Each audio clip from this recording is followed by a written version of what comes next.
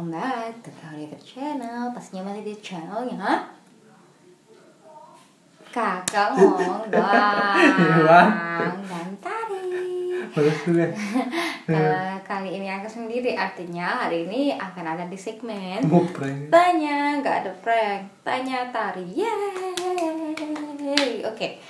Jadi karena masih belum ada yang nanya di kolom komentar, jadi masih dipersilakan tanya di kolom komentar. Kalian mau tanya apa saja seputar kehidupan, seputar Kak gimana caranya tips menabung, Kak bagaimana caranya manjangin rambut, Kak shampoo apa, Kak bagaimana caranya, pokoknya terserah deh kalian mau nanya atau sekitar berbagi, atau nggak mau nanya juga boleh, mau curhat juga boleh, mau titip salam juga boleh, mau apapun itu bisa di kolom komentar. Dan kali ini di segmen Tanya Tarik kali ini itu masih seputar tentang dunia per HRD-an. Jadi ini diperlukan untuk kalian yang sedang mencari pekerjaan. Semoga tips ini sangat bermanfaat bagi kalian semua.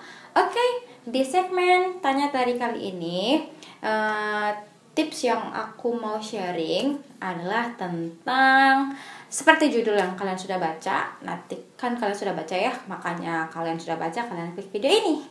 Jadi gimana sih tanda CV atau kurikulum vitae kalian itu tidak menarik dibaca oleh HRD. Jadi sebagai HRD bisa melihat CV menarik atau enggak tuh dari mana sih? Jadi ini tanda-tandanya.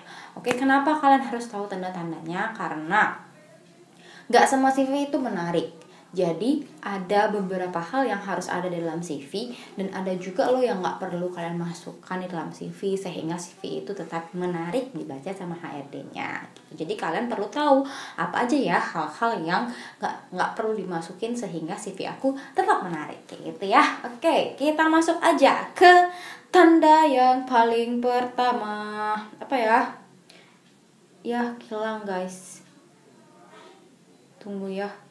Mana catatan aku? Oh ya, ini dia. Jadi tanda yang pertama adalah di CV itu kan ada ya pengalaman kerja. Pengalaman kerja, kalian biasanya sebutkan pengalaman kerja yang pernah kalian lakukan gitu. Kalian tulisin sana. Nah, jangan menuliskan pengalaman kerja yang tidak berkaitan dengan posisi yang kalian lamar. Misalkan kalian melamar posisi customer service, tulislah pengalaman yang berhubungan atau berkaitan dengan posisi yang kalian lamar. Dalam hal ini customer service, misalkan kalian punya 3 pengalaman. Pengalaman pertama kalian sebagai admin, pengalaman kedua sebagai sekretaris, pengalaman ketiga jadi customer service. Nggak perlu 3-3-nya dimasukin, cukup 1 aja. Pengalaman sebagai customer service di mana tahun berapa sampai tahun berapa, job desk-nya apa. Cukup itu aja. Karena percuma 2 pengalaman lainnya juga nggak berpengaruh dibaca sama HRD. Jadi itu nggak perlu gitu ya. Jadi cantumkanlah pengalaman yang sesuai dengan posisi yang kalian cari gitu. Yang kedua adalah skillnya yang kalian tulis di CV itu nggak dibutuhin sama posisi yang kalian lamar. Contoh yang tadi lagi ya, posisi yang kalian lamar adalah customer service.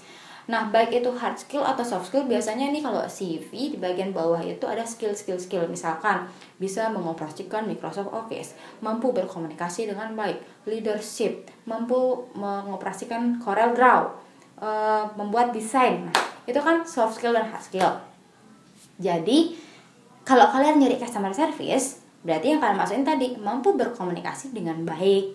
Mungkin leadership bisa lah dimasukkan, karena kan dalam customer service kalian juga harus punya jiwa pemimpin kayak gitu. Jadi yang nggak perlu, yang tadi aku sebutin adalah mampu mengoperasikan Corel Draw, membuat desain. Itu kan nggak perlu itu ditulis, karena kamu lamarnya customer service yang nggak mesti bisa desain, nggak mesti bisa Corel Draw. Jadi itu nggak perlu dicantumkan, cukup tonjolkan kemampuan skill yang sesuai sama posisi yang kalian lamar gitu ya. Oke, yang ketiga adalah desain CV-nya berlebihan. Oke, si HRD nih bakal ngeliat CV kalian terlalu flat juga nggak bagus, terlalu berlebihan juga nggak bagus. Yang berlebihan ini kayak gimana? Contohnya, misalkan warnanya kuning terang, tulisannya juga kuning, jadi nggak bisa dibaca, atau terlalu gelap, jadi nggak bisa juga dibaca. Buatlah yang menarik, yang eye catching secukupnya, sesederhananya tapi terlihat menarik. Jangan terlalu berlebihan. Misalkan warna backgroundnya kuning, terus nanti pengalamannya hijau, bagian apa namanya tuh pendidikannya biru, warna-warni.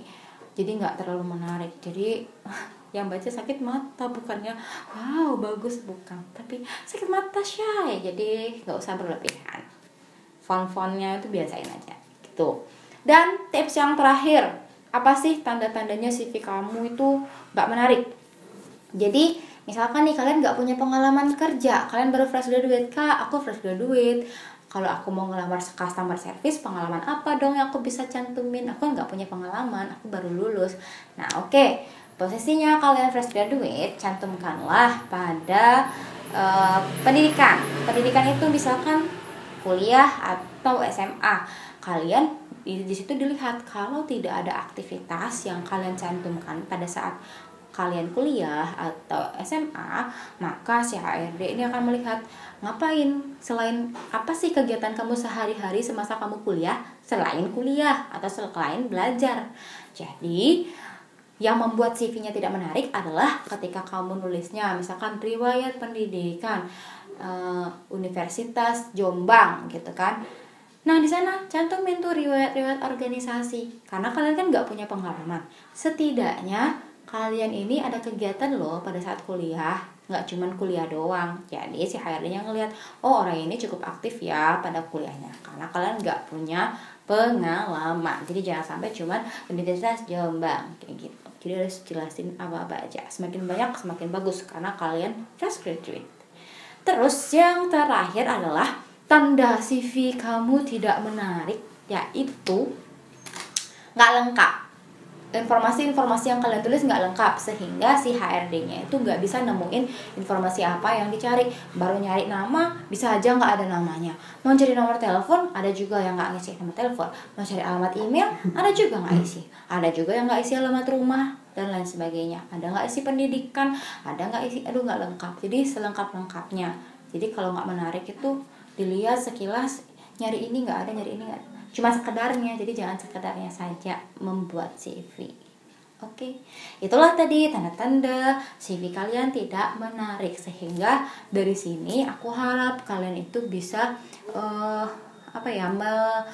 mendengarkan sharing aku kali ini, pengalaman aku kali ini sebagai bukan pembelajaran sih ya, sebagai sharing aja, supaya kalian itu bisa setidaknya mendapatkan suatu hal yang positif dari video ini, karena satu share dari kalian sangat bermanfaat mungkin bagi yang lain yang sedang membutuhkan video ini. Oke, semangat, semoga CV kalian setelah ini menarik, dibaca HRD dan tembus ke tahapan selanjutnya. Jangan lupa komen di bawah, aku harus buat video apa lagi, silahkan bertanya untuk sesi tanya tarik selanjutnya. Jangan lupa like, comment, share, dan subscribe, dan aktifkan tombol notification-nya. From what we love, do it love. Bye bye.